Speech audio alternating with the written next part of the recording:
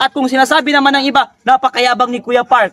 Aba, kung pagiging mayabang pala ang pagsasabi ng tama, sana habang buhay na akong magiging mayabang. Maisabi ko lamang at maiparating ko lamang sa mga Pilipino ang katarantaduhan na ginagawa ng bawat politiko nandito sa ating bansa. Okay, lamang. So sa pagkakaintindi ko naman sa Bukana Bridge, Bongbong Marcos, huwag masyadong makapalang muka at huwag masyadong paipal sa mga lulong lista ni Bobong Magnanakaw. Kasi sa pagkakaalam ko po, ay inaprubahan na po ni PRRD yan noong termino niya at naglaan na po siya ng pondo para sa Bukana Bridge. At ito pa, ang pagkakaalam ko dyan, Ferdinand Bongbong Magnanakaw, ay pera ng China ang ginamit dyan. Nag-commit po ang China ng 1.5 billion pesos para sa Bukana Bridge na igagawa 5 tulay po na bridge na gagawin dyan sa Davao. Yan po, at kahit ni pisong duling po, walang nilabas ang administrasyong bangag para sa Bukana Bridge. At ito po, bawat administrasyon ay meron pong palatandaan sa kani-kanilang mga proyektong natapos o project.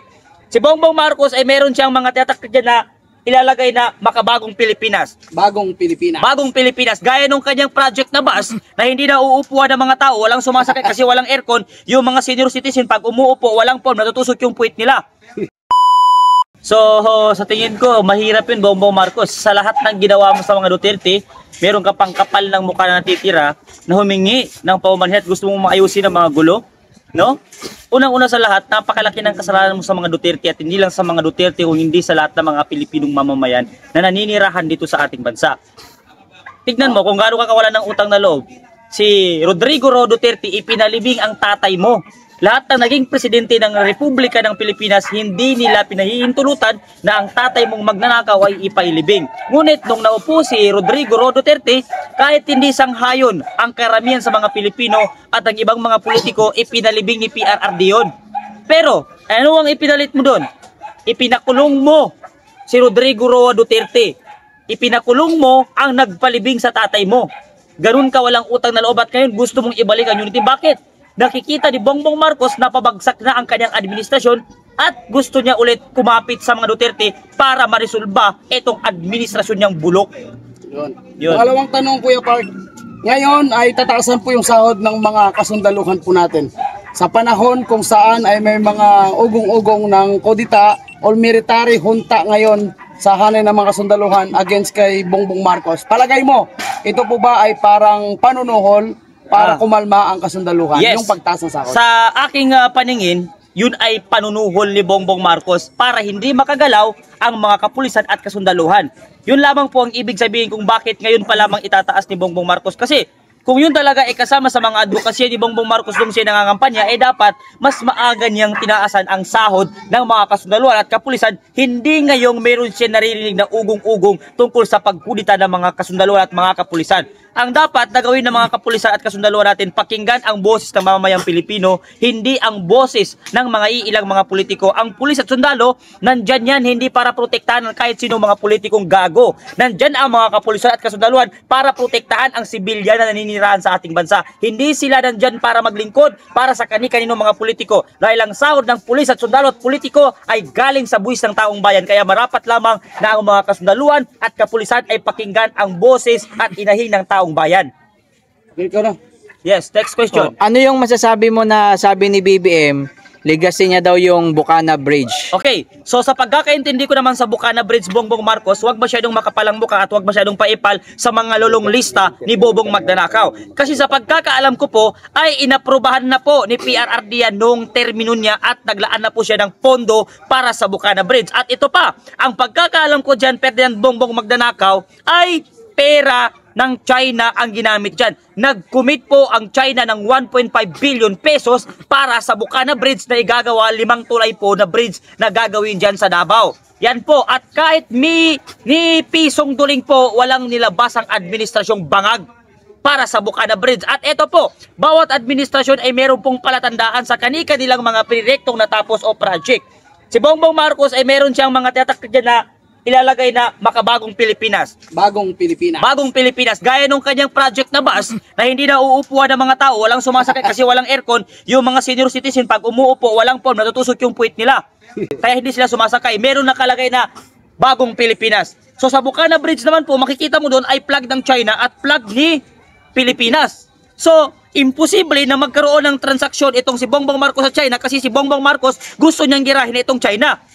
Kaya imposible na mapasa kanya yan. So pag merong China dyan at merong Pilipinas, ibig sabihin automatic na yan ay advokasya at project ng dating administrasyon na si Rodrigo Roa Duterte. Huwag masyadong paepal Bongbong Marcos kasi wala ka pa pong nagagawa na proyekto sa ating bansa. Puro mo lang kinikredit itong mga proyekto ng dating administrasyon. 2018, sinabi na ni Vice President Sara si Duterte yan eh. Noong president pa siya daw, di ba? Kinuwento niya, naawa sa kanya ang kanyang tatay dahil siya ang mayor ng Davao. At itong mga bridge sa Davao hindi nagagawa kahit may budget na. At ngayon, dahil sa kay Rodrigo Roa Duterte, nakipag-usap niya China at ang China naman ay nag-commit ng 1.5 billion para sa bridge dyan sa Bukana Bridge. Ngayon, itong makapal na mukha na bangag na walang alam, nagdala ng media pati mga vlogger niyang mga lulong.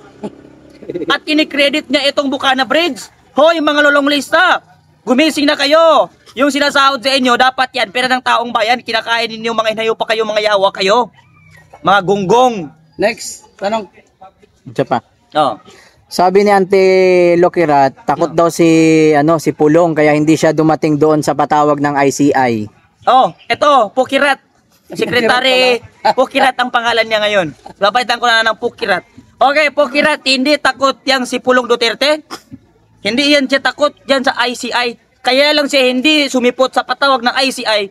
Eh, ikaw ba naman? Alam mo namang ang ICI ay bayaran. Di ba? Isang departamentong bayaran ni Bongbong Marcos, wala kang gagawin doon kung hindi pa iikutin ka. Isisi lahat sa mga Duterte ang mga nangyayari. Yan yung gawain nito si Pukirat. Huwag mong masyadong takpan yung amo mong lulong. Kasi wala na kayo kahit anong gawin yung linis. Ito pang malaking pagkakamali ni Pukirat. No? Ang mga napili ng mga vlogger puro mga lutang. Oo, sayang yung binabayad yung 5,000 every month kasi napili nyo mga bobo, walang mga alam na vlogger, mga tanga. Okay, Si Sangkay TV. Yan si Sangkay TV, adik yan, gumagamit ng marijuana yung gago na yan. Biruin mo yung nag-post siya, ang pinost niya, papatayin ng mga DDS si Kiko Barzaga at isisisi kay Bongbong Marcos. Kung hindi ka ba naman adik, bakit mo na i-post yun? Tarantado, fake news. May tanong ako. Oh. Di ba may lumalabas ngayon na sabi ng First Family na sinasabi nila na willing na sila lifestyle check. Lifestyle check. Very Ano good. masasabi mo? Napakaganda. Napakaganda. Dapat nyong gawin yun para naman mabawas-bawasan yung katangahan ninyo at galit ng taong bayan sa inyo. So yun lamang. Ayaw mag-pair politon. Ayaw nila? Ayaw. Automatic na yan, mga adik at mga bangag yan. Sana lang. Oh. Nung nakaraan, kasya na daw yung 500. Tapos ngayon naman, yung 20 pesos pwede na daw sa mga inaanak. Sino bang nagsasabi niyan? Si Secretary Roque. Secretary Roque. Secretary Idol mo Roque. yan eh. Pati itong undersecretary na sino nga yan? Tagapagsalita ng Malacanang na Claire Castro. Bukarit. Ito, Pukirat, pati si Roque, Secretary Roque, ito ang gawin nyo. Pwede na yung pang 20 pesos pang bigay sa mga pamangkin. Tapos yung 500 Noche Buena. Tayong tatlo, iniimbitahan ko kayo, doon tayo mag-Noche Buena sa bahay namin sa Mindanao. Gamit ang 500. Walang kakain sa buong isang gabi ng kahit ano, walang magbabaon. Yung 500 na yun, tatlo tayo kakain doon sa bahay. Tayo mismo mamimili kung ano mamimili doon. At kung ano lang mabibili, yun lang ang kakainin natin. At kung sino ang kakain ng maliban nun sa nakuha ng 500 piso, ay uuwing patay at bangkay. Ano? Roque, papayag ka? Pati ikaw, Claire Castro, ng mga gogo, mga gunggong, mga bobo, mga tanga, mga inutil, mga yawa, mga hampas lupa, mga bobo. Yan ang dapat sa inyo, pinagmumura, mga tarantado. Nakakainis eh. Biruin mo, iniinsulto natin nila mga Pilipino eh. Tama. Iniinsulto niyo yung mga Pilipinong mahihirap. Alam namin na mahihirap kami pero hindi nyo nakarapatang ipamukha sa amin.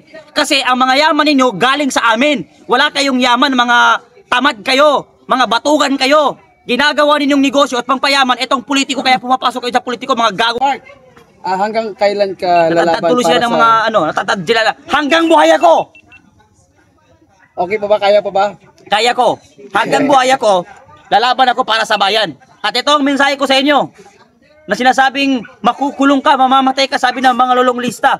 Tandaan ninyo mga lolong lista, hindi nakakahiya na makulong ka, na lumalabang ka sa bayan. Hindi nakakahiya na mamatay ka na lumalabang ka sa bayan, pero nakakahiya na binoto ka ng mga Pilipino at tinatawag mo ang sarili mong public servant, pero hindi ka public servant sa mukha ng mga tao kung hindi nagpapahirap sa ating bayan. Yan po ang nakakahiya. Mas nakakahiya yung naging public servant ka, pero ang ginagawa mo ay pagnanakaw at paghihirap sa taong bayan. Hindi nakakahiya na namamatay ka o makukulong ka dahil sa pakikipaglabang mo sa tama. At kung sinasabi naman ng iba, napakayabang ni Kuya Park.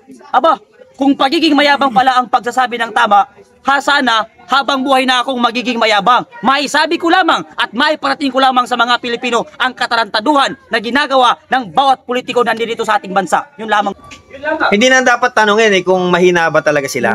Kasi pinapakita na ng kasaysayan natin na hindi naman sila nagtagumpay. Mahigit 50 taon na nakipaglaban ang CPP, NPA, NDF sa Pilipinas. Hindi naman sila nagwagi. At sino yung madalas nilang hinihikayat? Sino yung madalas nilang ginagago? Kabataan. 'Di ba? At karamihan sa mga kabataan na 'yan, namulat din na ginagamit lang din sila. So, yung sasabihin nila na hindi sila mahina, hindi nyo nga maagawang Pilipinas eh. Paano sabihin malakas kayo? Talagang mahina. Maniniwala pa ako sa inyo kung naging komunista na yung Pilipinas. Hindi nga eh. No? Kaya ikaw tabingi, ulitin ko sa inyo ha. Palatan mo. Ikaw tabingi, paano mo sasabihin nga ayusin yung Pilipinas? Mahigit 50 taon na kayo nandyan. Diba? Paano nyo ayusin ang Pilipinas? Ay, mukha niya nga, hindi maayos. Kaya lalong gumugulo. Alam mo kung bakit? Alam nyo kung bakit lalong gumugulo? Kasi itong mga talunan na to, nangingialam pa. Diba? Nangingialam. Talunan nga kayo eh. Paano kayo makikialam? Labanan ito ng constitutional succession. At ako tahasan kong sinasabi, dapat talaga mag-resign si Marcos. At dapat talaga humalili base sa konstitusyon. Ang tanong ko nga ganito eh. Ang tanong ko nga ganito eh. Paano kung ang nanalo kapanalig nila? Palagay nyo. Hindi nila igigit ang konstitusyon? Igigit. Igigit nila. Kaya nga sabi ko, huwag kayong double standard mga... Ang tagal niyong pinakinabangan ng konstitusyon. Nakapagpatanggal kayo ng 2 presidente. Supreme Court Justice. No, pinakinabangan ninyo. Pinaikot-ikot nyo kami sa konstitusyon na kayo ang gumawa. Pagkatapos ngayon, kailangan sundin natin ang konstitusyon sa constitutional succession. Ayaw ninyo. Paano nyo ayusin ang Pilipinas, mga puto? Nabanggit mo kanina yung sir, yung si Joma Simpson, nabanggit mo siya kanina. Hindi kaya may ka-activate din, may connection siya sa pagpapadala kay Tatay Dig sa dahil? Hindi natin masasabi yan, pero anything's possible in this world naman. Kasi syempre, alam naman natin, pag upo ni Tatay Digong, hindi lang naman yung mga drug lords yung naapektuhan eh. Mga oligarko, mga negosyante, lahat tinamaan eh. No? Possible siguro, nung buhay-buhay pa siya, plano na nilang gumanti. Nanggaling nga mismo kay Trillanes yan eh. Anong sabi ni Trillanes noong nakaupo pa si Tatay Digong? Weather lang yan, 6 na taong ka lang. Tama, mali? O ngayon, sinasabi niya, nakarma na daw. So, ibig sabihin, possible. Lahat ng mga bagay na yan, posible yan, na napag-usapan na nila yan, kung paano nila gaganti. Tignan ninyo, yung mga gago sa Senado, lalo na si Risa Ontiveros, anong sabi niya? Ang dami daw iniwang kalat ni Duterte. Anong kalat? Kung maraming iniwan na kalat si Pangulong Duterte, kayo yun, mga nagkakalat kayo dyan. Di ba? Kaya yung sinasabi nila na yon, mga ano na lang yun, sour graping, sweet lemoning, no? Mga defense mechanism ng mga talunan. Sir, ano masasabi mo doon sa sabi kasi nila, bakit daw ang sinisisi natin ay si Bongbong Marcos ang nagpadala Sino may sabi niyan? Sino may sabi niyan? Wait lang, tapos kaya yung mga pinklawan, bakit daw sinisisi natin si Bongbong Marcos sa pagpapadala kay Tatay Dig sa dahig? Si Trillanes naman daw po. Alam mo, ganito lang yan eh. Hindi, di ba dati itong mga pinklawan na to, nung nangampanya sila, meron silang campaign na strategy na let me educate you. Paano kayo mag-educate kung kayo mismo mga bobo kayo? Di ba? Sa isang nangyayaring krimen, sino ba ang may pinakamakapangyarihan kahit nasabihin natin na we have 3 equal branch of the government, the legislative, judiciary, and executive. Sa palagay ninyo, sino may pinakamakapangyarihan sa lahat? Ang presidente. Yes. Bakit? Nakakapaglukluk nga yan eh. Ng mga chief justices tama. Sinong sisisihin nyo? Ako. Diba? Sino sisisihin nyo? Mga galang ibang dapat sisihin. Kung bakit ganito kagulo yung bansa natin. No? Kung hindi, si Bongbong Marcos at kayo. na magugulong mga komunista at mga oligarko, drug lords at mga magnanakaw na politiko. Kayo yung magugulo, hindi naman kami. Okay? Kaya wag niyo sasabihin sino sisisihin. Dahil pag kayo sinisi namin, ayaw niyo naman. O, sino gusto yung sisihin namin? Eh, siyempre, presidente yung bangag na ngayon, matapos yung isuka-suka ng panahon ng eleksyon, matapos na sinabi ninyo magnanakaw, ngayon, yung bayag, sinusupsup ninyo, mga... Sir Placido, huling message na lang po. Marami na po kasing viewers na nanonood dito ngayon. Yung message na lang po nyo sa mga magulang, baka kasi maligaw ng landas sa mga anak nila, bigyan nyo na po ng konting payo po yan, yung mga magulang natin. Para sa mga, baka kasi, ang alam ko marami na po sila na agitate na sa mga, pumapasok na po sila sa loob ng campus sa mga komunista. So bigyan nyo na po ng konting kaalaman yung mga magulang natin na nanonood dito na bigyan ng advice na para hindi mahikayat ng mga MPA. Alam mo, nung mga bata pa tayo, no, nag-aaral pa tayo, ang sinasabi sa atin, ang mga guro ay ang ikalawang magulang. Tama ba? No, itong mga guro na to, may mga magulang din to eh. No? Siguro kung mananawagan man ako bukod dito sa mga biological parents, nananawagan din ako sa mga guro. Huwag niyo nga hayaan na papasukin kayo, no, ng mga komunistang grupo. Kasi baka mamaya anak na ninyo yung nabibiktima diyan, no? Sa mga magulang, okay naman, nabigyan natin ng kalayaan yung ating mga kabataan, yung ating mga anak. Pero bilang magulang, meron tayong obligasyon para mabigyan sila ng tamang direksyon. No, kausapin natin ng mga anak, hayaan natin silang mag-open sa atin, alamin natin kung ano yung mga ginagawa nila. Kasi, alam nyo, kapag nakapasok na kayo dyan, yung kabataan madaling i-brainwash yan eh. No, kasi ang kabataan, syempre, naghahanap yan ng tinatawag na sense of recognition. Sense of belongingness. Di ba, ng mga bata tayo, yung nanay tatay natin, pag umaalis sa bahay, umiiyak tayo. Ayaw nating mahiwalay. Ito kasi yung tinatawag nating separation anxiety. Pag bumabalik yung magulang natin, tuwan-tuwa naman tayo. Pero yung mga kabataan habang lumalaki, nag-aaral, nagkakaroon ng tinatawag na outside environment influence yan. No? Kaya ito yung dapat bantayan natin. No? Kasi yung mga anak natin, kusang lalayo yung loob sa atin at madaling mapariwara, madaling makuha. No? Kaya ang pinakamaganda siguro dyan, hindi lang sa mga magulang, nananawagan tayo sa ating gobyerno, lalo na sa NTF-ELCAC na gusto nilang ibasura. No? Gawin po ninyo yung dati na ninyong ginagawa para magkaroon ng sapat na kaalaman yung kabataan at gumawa pa kayo ng mga programa kung paano po mapipigilan ang gantong uri ng panghihikayat ng mga makakaliwang grupo. No? Kasi maswerte yung mga kabataan na sumama sa kanila tapos nagising. Pero mas maraming porsyento pa din. Nakita ninyo, noong September 21, ang mga nanggulo doon, mga kabataan. Noong mga nakaraang rallying mga panghihikayat nila, puro kabataan. Bakit? Kasi kitang-kita na kung sino yung mga politiko na nanghihikayat sa kabataan, kitang-kita na hinihikayat nila itong mga kabataan na to na lumaban sa gobyerno. Sila yung mga totoong lumalaban.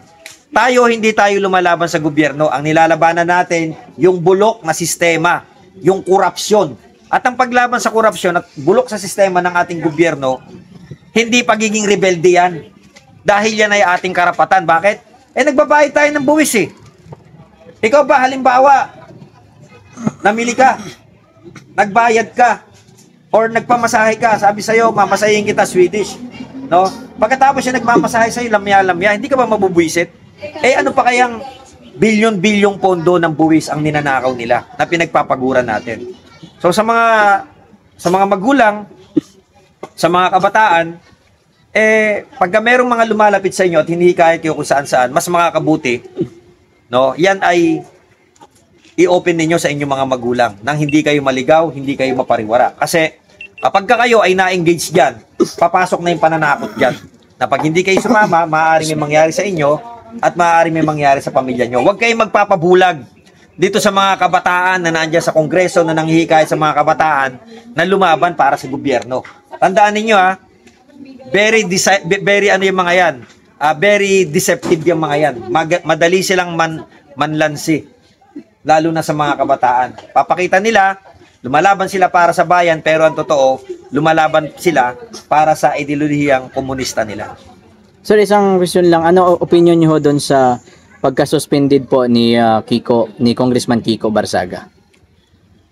Alam mo, marami na nagbigay ng komento patungkol diyan eh. Pero para sa akin, ito ay isang uri ng para mapatahimik ang kanilang mga kritiko sa loob mismo ng House of Representatives.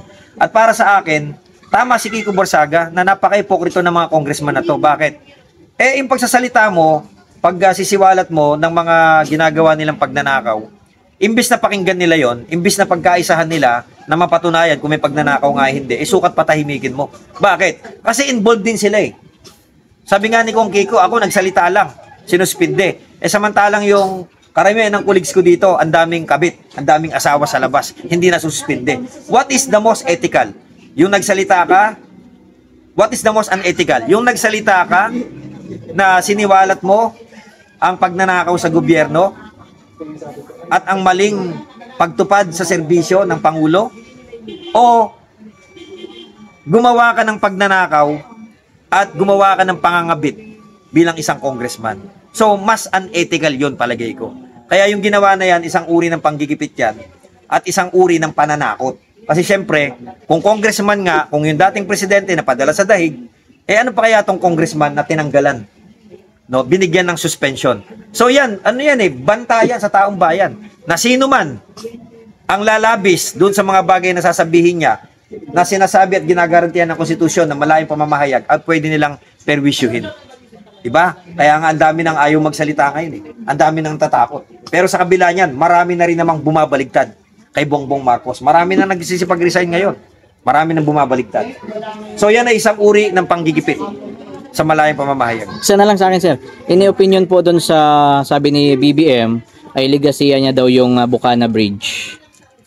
Alam mo, pag addict ka, lahat, di ba? Pag ang isang tao kasi addict, no, merong tinatawag na hallucination at delusion. Hindi mo na malaman kung ano yung tama at mali. Kaya nga, sa ating mga Pilipino, marapat lamang na malaman natin ano ba yung mental state, no, yung kasalukuyang mental na sitwasyon ng ating presidente. Kasi alam naman natin, nung 2018 pa yan, no, nakipag-usap na si Tatay Digong dyan sa People's Republic of China para bigyan tayo ng tulay. No, pero, nung nangyari yan, ang pinagbabasihan lang nila kung kailan na-construct. Pero alam naman natin na ang nakipag-usap dyan, ang nakipag-ayos dyan, si Tatay Digong as part of their complementary friendship na kinabang ang Pilipinas doon sa mapayapang pag-uusap nila dito sa West Philippine Sea. Kaya palagay ko, hindi tama na angkinin yan ng presidenteng bangag. Kasi unang-una, alam naman ng taong bayan, lalo na ng mga taga Davao, na hindi naman siya ang nag-initiate nun. Ikalawa, ito ay pagpapakita ng ating presidente, wala talaga sa tamang utak, wala sa tamang katinuan. Hamakin mo, siguro iniisip niya, yung billion na inispent doon, may pampapalusot niya doon sa mga ninanakaw nilang pera ngayon. Malinaw naman na walang ginastos ang gobyerno dyan. Dinonate yan ng China, tama? Yun ang gusto niya sigurong ipotrade doon. Kaya nga sabi ko, mahirap makipag-usap sa addict. No, dahil yung addict, kung ano-ano pinagsasabi, hindi niya na alam kung totoo pa ba yung sinasabi niya or hindi na totoo. Ito may dagdag lang. Sabi naman ni Auntie Claire, about dun sa Bukana Bridge. Ang sabi niya, dapat lang naman daw kasi sa panahon daw na ngayon, natatapos. Ano masasabi niyo? Anong sa panahon ngayon tatapos? Sa ngayong panahon ng administration ni Bongbong Marcos, natatapos ang proyekto. Hindi ko siya makitaan ng logic dun eh. No? Kasi alam naman natin, yung 6 na taon na panunungkulan ng isang presidente, kulang talaga yan sa Pilipinas. No? Atras tayo ng konti. Di ba? Ang daming humanga doon sa tatay ni Bongbong Marcos na ang dami daw napagawa nung panahon niya. Yun daw yung golden era ng Pilipinas. Putang ina. Sino ba namang hindi magpapagawa ng ganong karaming facility? 20 taon mong hinawakan yung Pilipinas. Ang tanong doon, sa 20 taon na yon na maraming napagawa, gaano din kalaki ang nanakaw kaya? Diba? Alam mo, yan ang problema sa bansa natin eh. Siyempre, si Tatay Digong, maraming mga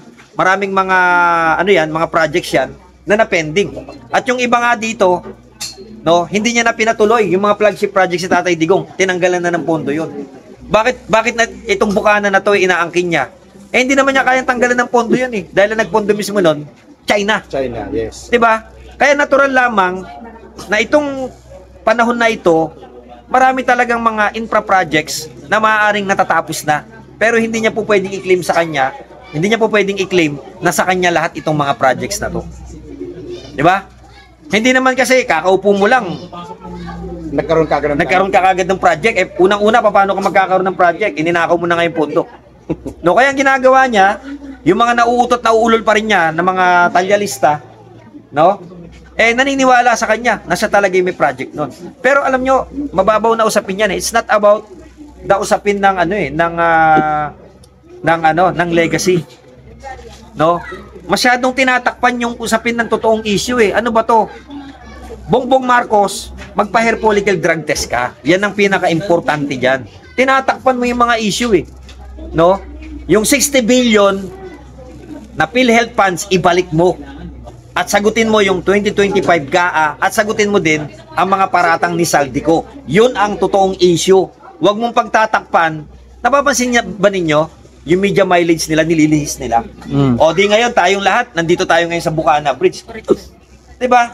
Eh ano nangyari doon sa mga ibang o lalo na yung isa sa pinaka matinding pasabog ni Amy Marcos na yung kapatid niya, yung ading niya, bangag. Nalilimutan natin eh. Huwag tayong masyadong masusway ng mga propaganda nila. Doon tayo sa totoong issue. Dapat palakasin natin ang panawagan na Marcos resign.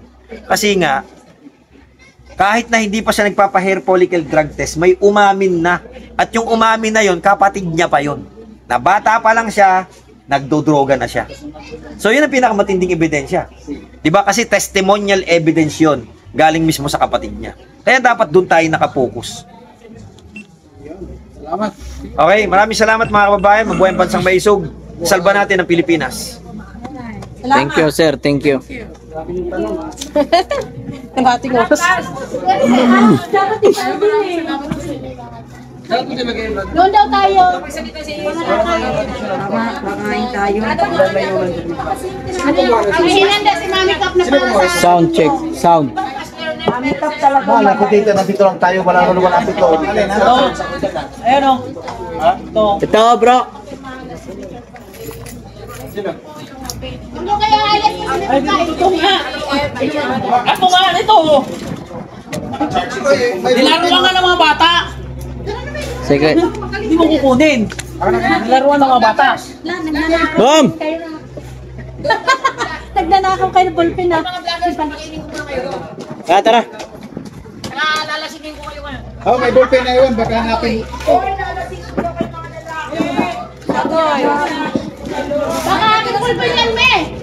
Ayoko na si Sir Bernard. Ito pa. Hoy, may sombrero.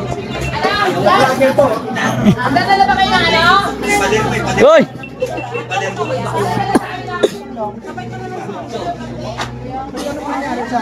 Dito nag-uusap. Ba't ako na mag-isa na iwan? Wag nyo nang ipaliwanag mo. Kaya kung ginanong ka kasi, saka nung tanong mo. Siya na rin, nandun mo iwan. Hindi ka maintindihan. Sa kanya na ano. Dapat sinabi mo na tatapos. Unang tanong. Ang sabi mo nakasabay mo sa? Huwag na kayo mag-alala. Lagi natin Ay, siya kasama. pala yun. Ano, Seth? Siya pala yung PRRD Cares Movement. Meron ako dito. Lagi natin kasama yan. Isang araw. Andun sa ano? Sa Bonifacio. Sa Maitsa. Sa may... Hindi, sa anong isang araw doon yan. Sa invitation nakita doon. Kasi sabi, sino ba yun? Tapos sabi ko, pumunta sa tabi ko. Alam mo yung ganito? Yung Hindi. Ako naman ang pinanapit eh. Di nagkakaroon. Kung dito kasi nandun yung mga pinanapit siya. Kaya gusto mo yung gusto na namin matapos. Gusto mo yung paganti kita? Huwag na, Parang gusto makascore ka din. Sabi sa'yo, gusto lang ang katas niya. Hindi, ako nga magaganti.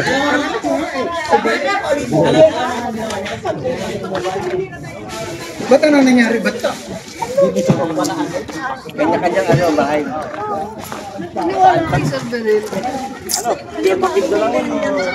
Mindanao? Nag-count ka na, sir? Nag-count ka na? Wala pa. Count daw diri. Gana, ilang pa. Ilang ma'am? Oh. Pwede yan.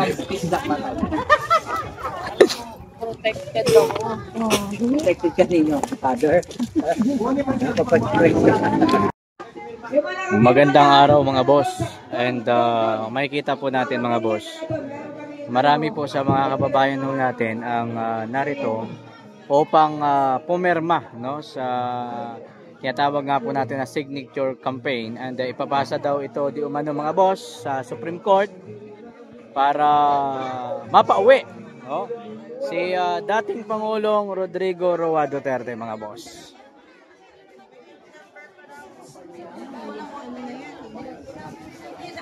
Dito? Ang mukha niya, oh. Sir, dahil natutukan kita, trending na ako. Sigurado na yan. Wala na, butas na nga, oh.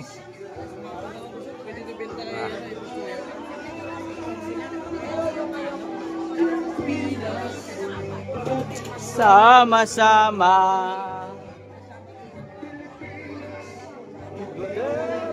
pa rin.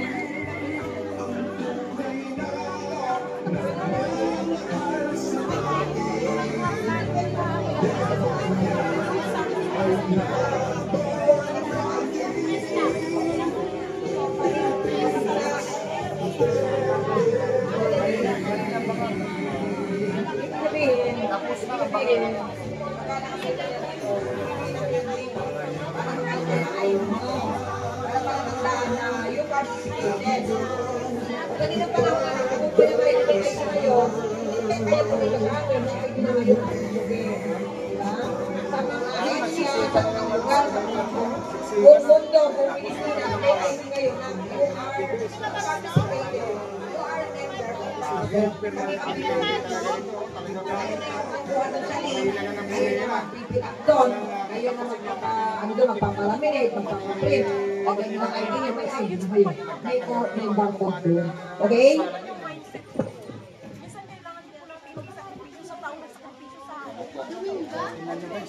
Forma na po yung mga mga bagong member ng Maisog.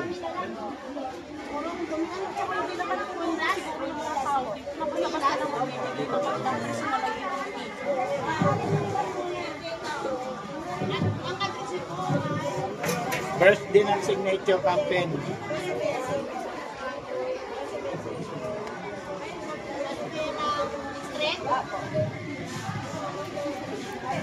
Ay, ayan na, ayan na.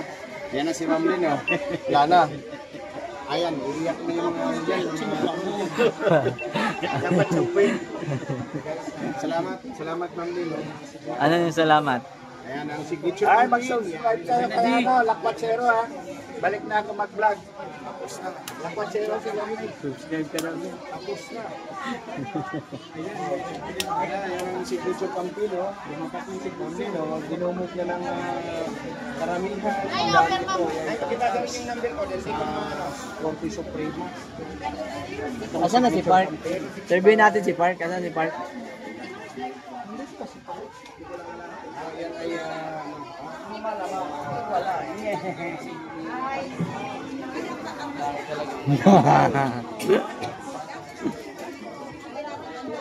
Dito ka rin pala, sir, ha?